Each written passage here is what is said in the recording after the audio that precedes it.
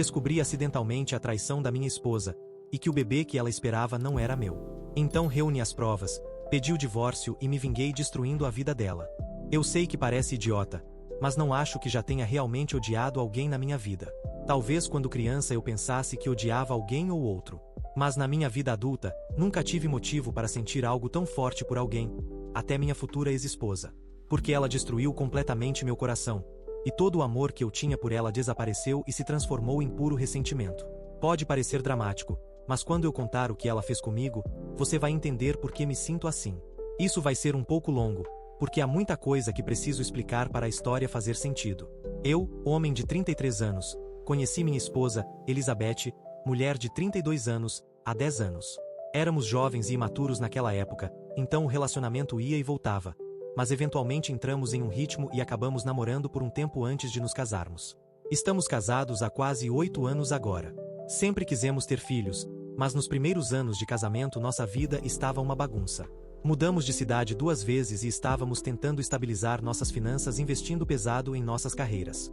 Felizmente, as coisas funcionaram relativamente bem e chegamos a um ponto em que decidimos que era a hora certa de tentar ter filhos. Tentamos por cerca de 7 meses sem sucesso. Quando digo que estávamos tendo relações íntimas igual a coelhos, não estou exagerando. Focávamos principalmente no período de ovulação dela, como esperado, mas por mais que tentássemos, nada acontecia. Eu fiquei um pouco desanimado com isso, mas estava disposto a continuar tentando. Infelizmente, ela não via da mesma forma. Parecia estar realmente abalada com a situação a um ponto que me parecia exagerado. Segundo ela, estava envelhecendo rápido e não poderia continuar esperando se quisesse ser mãe de 2 filhos. Eu conseguia entender a pressão, mas ela colocava pressão demais em si mesma, e aquilo não era saudável.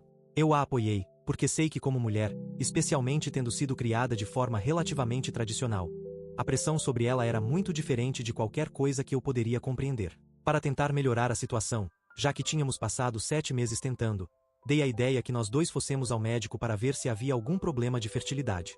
Fui ao médico e ele disse que não via nenhum problema grave com os meus espermatozoides. De acordo com ele, eu não deveria ter dificuldade em fazer com que meus carinhas chegassem ao lugar certo. Ele recomendou que minha esposa também procurasse um médico, e eu já tinha dito que faríamos isso. Quando ela fez todos os exames, o médico também concluiu que não havia nada óbvio que nos fizesse acreditar que estávamos lidando com infertilidade. O médico disse que deveríamos esperar completar 1 ano de tentativas antes de concluir algo mais sério, mas que, se chegássemos a esse ponto sem sucesso, sempre haveria intervenções médicas que poderíamos tentar. Então, achei que continuaríamos tentando, já que faltava pouco tempo para completar 1 ano. Eu estava aberto a qualquer intervenção médica que pudesse ajudar, desde que minha esposa também estivesse disposta. Tentamos por mais 1 mês e algumas semanas extras, mas percebi que ela estava cada vez mais irritada, mesmo tendo se passado apenas 2 ciclos dela desde que fomos ao médico. As coisas mudaram quando era esperado o 3º ciclo, e ele não veio. Já tínhamos passado por situações parecidas antes, em que o ciclo atrasava mas depois vinha, então eu não quis me empolgar. Mas dessa vez ela parecia muito confiante no atraso. Quando fez o teste e deu positivo, eu precisei me segurar para não tentar dar um mortal para trás. Sinceramente, acho que não ficava tão feliz há muito tempo, porque estávamos lutando por uma vitória, e finalmente conseguimos. Olhando para trás e lembrando da minha felicidade, fico ainda mais ferido por tudo o que aconteceu. E sei que qualquer vingança que eu escolher, eu mereço. Ninguém vai me convencer de que estou errado. Então, aceitei a gravidez. E quando chegamos ao marco de 3 meses, fiquei ainda mais feliz, porque li que esse é um dos períodos mais fáceis para uma gestação ser perdida. Passamos dessa fase, e eu lembro como comecei a sonhar acordado sobre ser pai. Era uma sensação muito boa. A forma como tudo desmoronou foi pura sorte do meu lado. Eu estava atualizando meu celular para uma nova versão do sistema e queria fazer uns cálculos rápidos. Então peguei o celular da Elizabeth e comecei a usar a calculadora. Ela não se importou, porque tínhamos liberdade com os celulares um do outro. Não havia motivo para esconder nada. Estava fazendo cálculos por uns 2 minutos quando apareceu uma notificação. Como está o meu bebê? A primeira coisa que pensei foi que a pessoa estava se referindo a Elizabeth como meu bebê. Obviamente isso chamou minha atenção, e eu abri a conversa.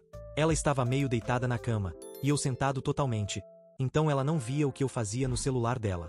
Foi aí que descobri exatamente o que estava acontecendo no meu casamento.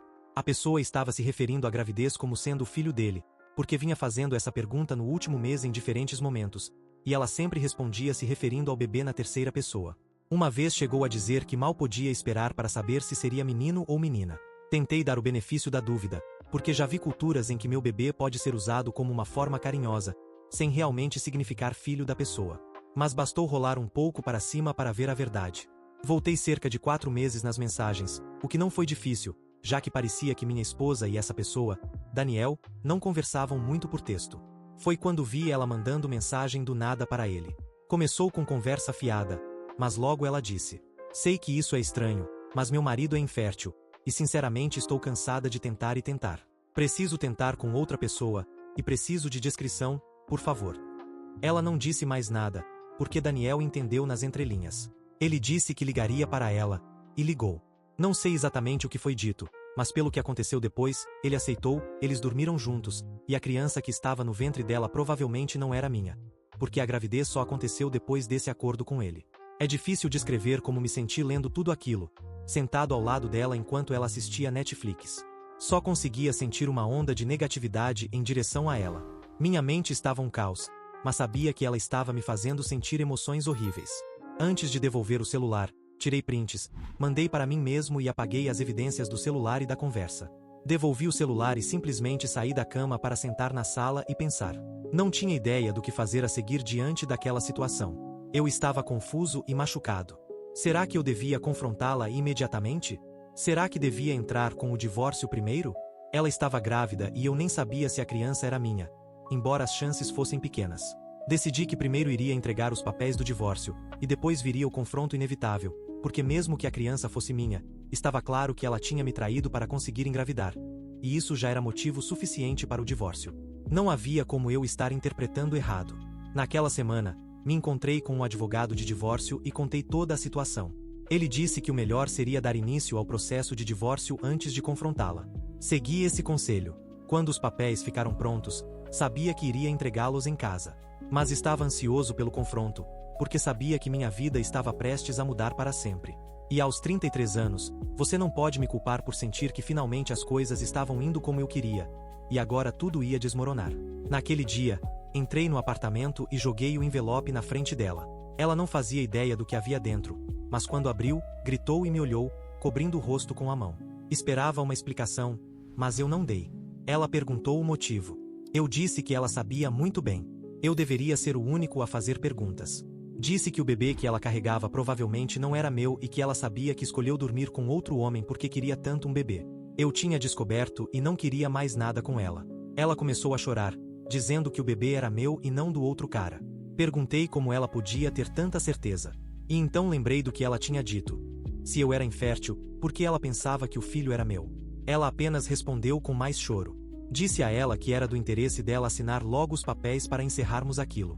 Se descobríssemos que a criança era minha, então pensaríamos em como criar juntos. Mas ela tinha me traído, e não havia motivo algum para eu continuar com ela. Ela disse que eu não entendia por que ela tinha feito aquilo. Respondi que entendia sim, mas não importava, porque ela não precisava ter feito. Poderíamos ter continuado tentando. Poderíamos ter tentado fertilização in vitro, talvez até barriga de aluguel. Mas não, ela escolheu deixar outro homem engravidá-la. Demorou muito para ela assinar os papéis, mas eventualmente assinou, e demos início ao processo de divórcio. Enquanto ela demorava para assinar, contratei um investigador particular para segui-la. Assim descobri o endereço, nome completo e profissão do amante. Esse homem era um pastor, para ser totalmente honesto. Quanta ironia! Também consegui fotos dos dois juntos. Ainda vou decidir o que fazer com ele, mas por enquanto estou focado no divórcio. Se eu tiver sorte, tudo vai correr bem e vou conseguir me livrar dela de vez. Nesse ponto, parte de mim até espera que a criança não seja minha, simplesmente porque não quero estar ligado a uma mulher como ela. Edith. Como disse antes, vou fazer um teste de paternidade assim que possível. Com o passar do tempo, estou ainda menos convencido de que a criança seja minha. Quase certamente não é. E nesse ponto, é esse o resultado que espero. Por enquanto, estou bem, e não corro risco de fazer nenhuma besteira. Agradeço a preocupação de alguns de vocês. Estou de volta. Depois do meu post sobre minha esposa que me traiu porque me considerava infértil. Ela engravidou logo depois de dormir com o amante. E como era de se esperar, acabei entrando com o pedido de divórcio. Fico feliz em dizer que minha esposa agora é minha ex-esposa. Muita coisa aconteceu desde o último post que escrevi, então vou fazer o possível para resumir a história neste texto para que não fique longo demais. Não conseguimos chegar a um acordo durante o processo de divórcio. Então, o caso foi parar no tribunal. Acabei ficando frustrado lá. E como esperado, o tribunal ficou do lado dela, mesmo eu tendo provas mais do que suficientes de que ela realmente me traiu e potencialmente até tentou cometer fraude de paternidade. Mas não, apesar de tudo isso, ela ficou com a casa e eu ainda tenho que pagar pensão para ela. Felizmente, a criança ainda não tinha nascido, então a pensão alimentícia não pôde ser imposta. Porém, um teste de paternidade pré-natal foi exigido, nos dando a chance de descobrir a paternidade sem precisar esperar o nascimento. Eu nem sabia que isso era possível. Não foi surpresa quando o resultado mostrou que eu não era o pai. Tinha que ser o outro cara, o Daniel. Doeu muito, porque por mais que eu não quisesse mais nada com ela, eu estava dividido sobre querer ou não o bebê naquele momento. Quando descobri que não era meu filho, percebi o quanto eu realmente o queria. Também comecei a me culpar bastante, porque apesar dos exames de fertilidade que eu tinha feito, não consegui engravidá-la. Mas outro conseguiu, e isso doía. Acho que essa situação, somada ao fato de que o tribunal favoreceu ela, fez algo dentro de mim se quebrar. Ela foi comprovadamente a traidora, mas saiu por cima porque estava grávida. Decidi que iria arruinar a vida dela. E sabia que ia levar isso até o fim assim que o divórcio fosse finalizado. Quando tudo acabou, fui até a casa para pegar minhas coisas. Claro, com escolta policial. Ela sabia que eu não faria nada contra ela, mas quando disse em um tom baixo que estava disposta a me aceitar de volta, como se estivesse me fazendo um favor, tive vontade de socá-la. Me desculpem dizer isso, mas se o policial não estivesse lá, talvez eu tivesse feito. Isso só aumentou minha determinação de destruir a vida dela irreversivelmente. Comecei pelo amante. Liguei para ele e me apresentei. Ele parecia despreocupado. Aparentemente já sabia do divórcio e basicamente disse que não tinha muita simpatia por mim. Eu disse que sentia o mesmo e garanti que ele veria até onde chegava minha falta de simpatia por ele. Ele perguntou se eu estava ameaçando, mas respondi que não. No domingo seguinte, baseado nas informações que eu havia conseguido com meu investigador particular, fui à igreja dele com várias cópias impressas dos crimes dele com minha esposa. Ele não me reconheceu. Depois do culto, fui o primeiro a sair e comecei a distribuir panfletos para todos que saíam. Provavelmente entreguei uns 50 antes que alguns homens, incluindo ele, tentassem me agarrar para me levar para dentro. Consegui me soltar e joguei o restante dos papéis para o alto, deixando a bagunça para eles limparem. O bom foi que pessoas suficientes viram o que o pastor andava fazendo, e desde então nunca mais me importei em saber como ele está.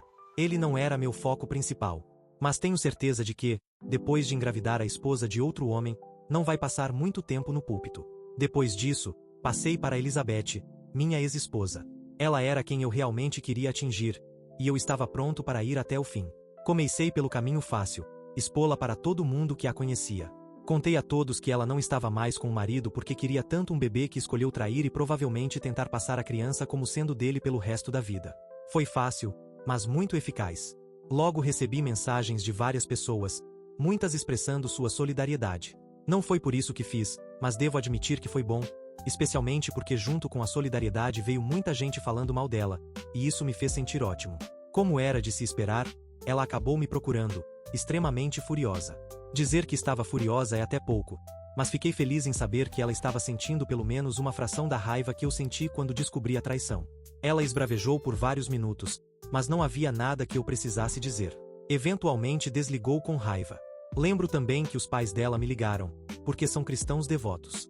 Embora fosse óbvio que não queriam tomar meu lado explicitamente, ficou claro que sabiam o quanto eu estava sofrendo. Eles odiaram como tudo aconteceu, mas agradeci a ligação, mesmo sabendo que provavelmente não terei mais nada a ver com eles no futuro. Esse foi apenas um aspecto do meu plano de vingança. O próximo alvo foi o trabalho dela.